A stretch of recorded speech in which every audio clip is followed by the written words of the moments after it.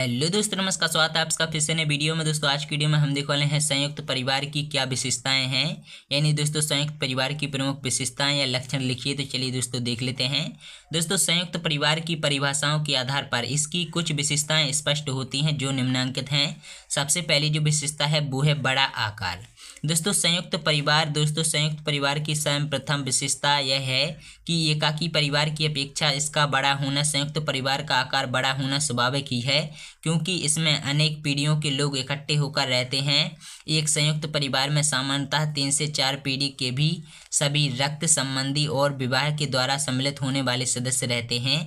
अतः कहा जा सकता है कि परिवार का बड़ा होना संयुक्त परिवार की एक विशेषता है, किंतु शर्त यह है कि परिवार का आकार कई पीढ़ियों के इकट्ठे होकर रहने से बड़ा होना चाहिए। दूसरा है दोस्तों संयुक्त निवास स्थान। दोस्तों संयुक्त परिवार में 2 या 3 से अधिक पीढ़ी के सदस्य एक ही घर में निवास करते हैं। यदि कोई सदस्य व्यापार, भ्रमण, नौकरी, शिक्षा या अन्य किसी कारण बस दूर जाकर रहता है तब भी वह संयुक्त परिवार का सदस्य ही माना जाता है। और दोस्तों व्यावसायिक दृष्टि से यदि दोस्तों अलग अलग स्थानों पर एकाकी परिवार बसाकर भाई बंधु रहें और उनका एक संयुक्त निवास हो तो भी उसे संयुक्त नहीं कहा जा सकता है। दोस्तों यदि कोई भाई अपने परिवारों सहित एक ही निवास स्थान में रहे परंतु उनका भोजन अलग अलग चूल्हे पर पके तो भी उसे संयुक्त परिवार कहना अनुपयुक्त होगा। तीसरा है दोस्तों संयुक्त रसोई घर।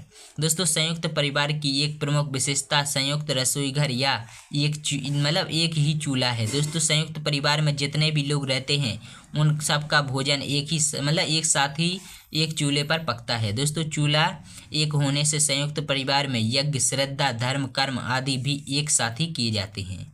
चौथा है दोस्तों परिवार का आधार अर्थ। दोस्तों परंपरागत रूप से सभी संयुक्त परिवारों के कार्य धार्मिक क्रियाओं को ध्यान में रखकर किए जाते हैं, जैसे कर्मकांडों यानी दोस्तों रिचुअल्स से संबंध रखने वाले कार्य, त्योहारों को मानना और व्रत इत्यादि रखते हैं। और इन कार्यों को करने में परिवार का प्रत्येक सदस्य बड़े ही उत्साह के साथ भाग लेता है तथा एक दूसरे की सहायता करता है। पांचवा है दोस्तों सामान्य सामाजिक कर्तव्य और अधिकार। दोस्तों परिवार के सदस्य पारस्परिक अधिकारों एवं कर्तव्यों की भावना से एक दूसरे से जुड़े होते हैं। वे सामाजिक कर्तव्यों को एक साथ मिलकर निभाते हैं। अब दोस्तों छठवां और आखिरी है आर्थिक स्थिरता। दोस्तों परिवार के सभी पुरुषों की कमाई एक साथ एकत्रित होने और सबके लिए समान रूप से आवश्यकता अनुसार व्यय होने के कारण संयुक्त परिवार में आर्थिक स्थिरता बनी रहती है। दोस्तों किसी एक सदस्य की आमदनी किसी माह